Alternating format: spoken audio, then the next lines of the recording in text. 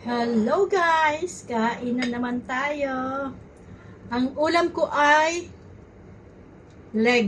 chicken legs na pinirito.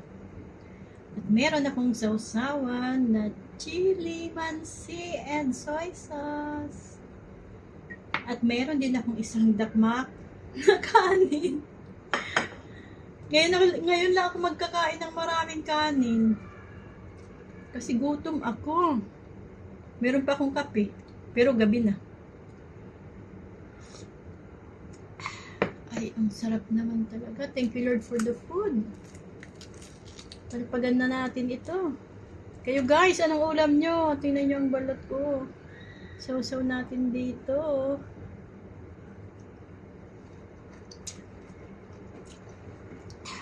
Ang sarap. Thank you Lord, ang sarap.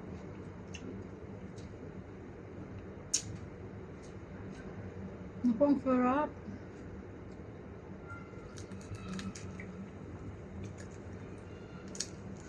Ininit ko siya doon, oh. Sa toaster. Kasyang-kasya lang siya. Ang sarap, guys. Let's go. Kain tayo. Mukbang na to.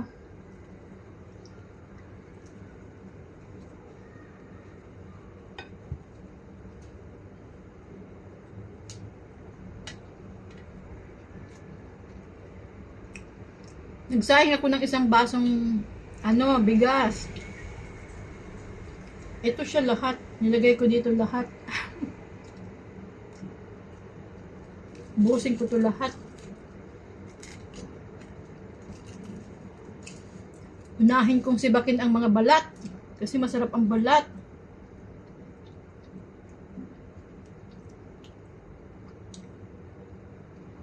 Lagyan kong sili.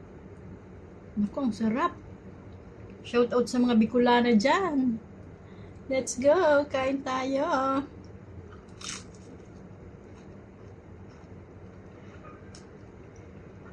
Ano ulam nyo, guys?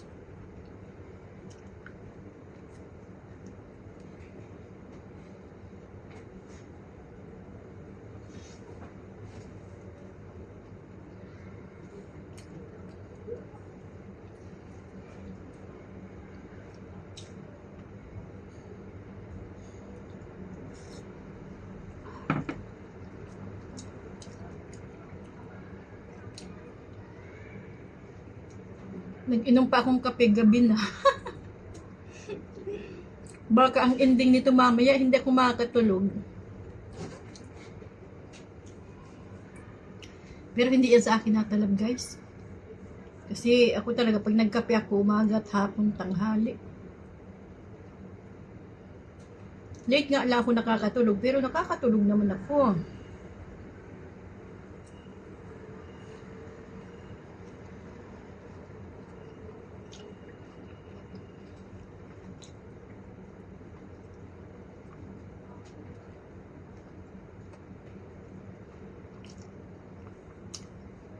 Parang inasal naman to, pero manok ay prito.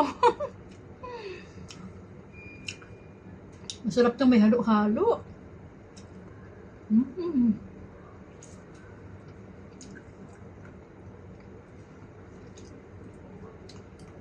Sino kayang makakasama ko sa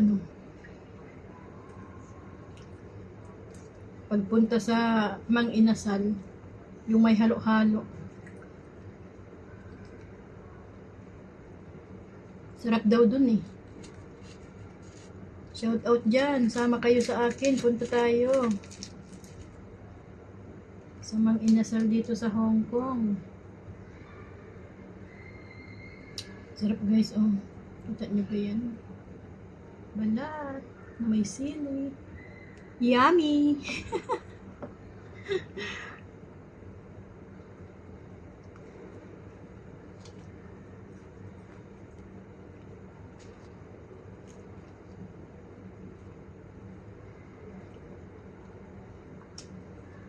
Gusto kong magsubo ng malaki kaso hindi kasya sa bibig ko.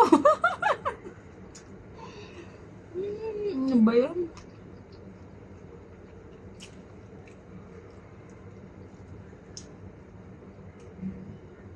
Unti-unti lang.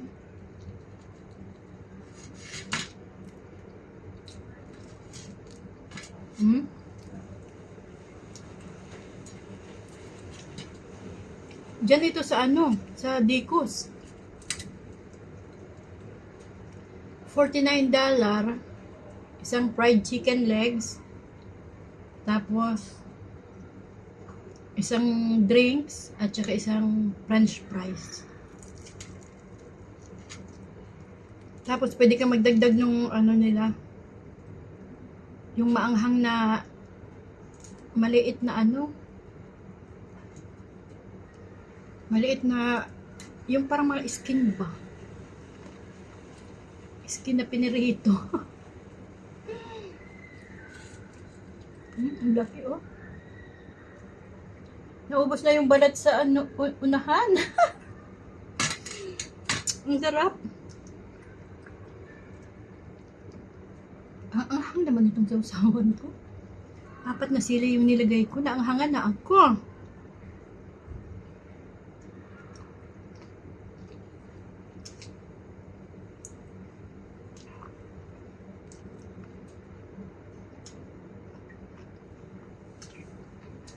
Ang hirap ng OFW, no? Lahat mag-isa ka lang. Gigising ka mag-isa, mabubuhay kang mag-isa, kakain kang mag-isa, matutulog kang mag-isa.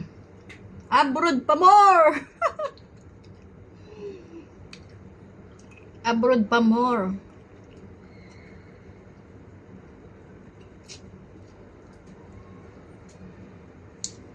Kaya dyan si mga may gustong mag-abroad, magbaon kayong maraming pasensya, lakas ng loob, tibay ng dibdib. Kasi importante yan dito. Hindi lahat ng amo mabait.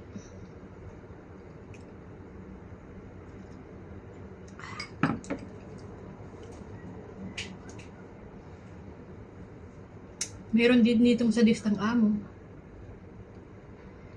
Minsan, ang ipakain sa'yo yung mga tira nila. Nakakaawa. Tapos, matatapos ang trabaho, abutin na ng 1:00 ng umaga. May alagang bata. May pasok sa eskwela. Kailangan mong gumising ng maaga. Gagayakan mo yung bata.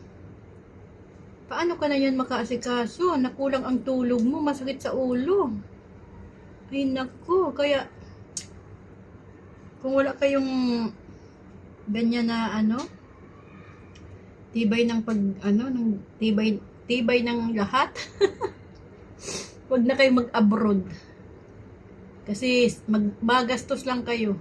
Mabuti, swerte ka kung ang mapuntahan mong amo ay mabait at nakakaunawa ng sitwasyon. Yun. Ako matagal na ako dito sa amo ko, kaya alam ko na. Alam ko na ang mga ugali nila. Alam ko na kung paano ako magpaliwanag sa kanila na hindi sila magagalit sa akin. Kasi sa iba, bawal kang magpaliwanag, bawal kang sumagot. Wala kang karapatan kasi bayad ang pagkatao mo. Ang saklap guys, di ba? Pero totoo yan dito sa ibang katulong dito.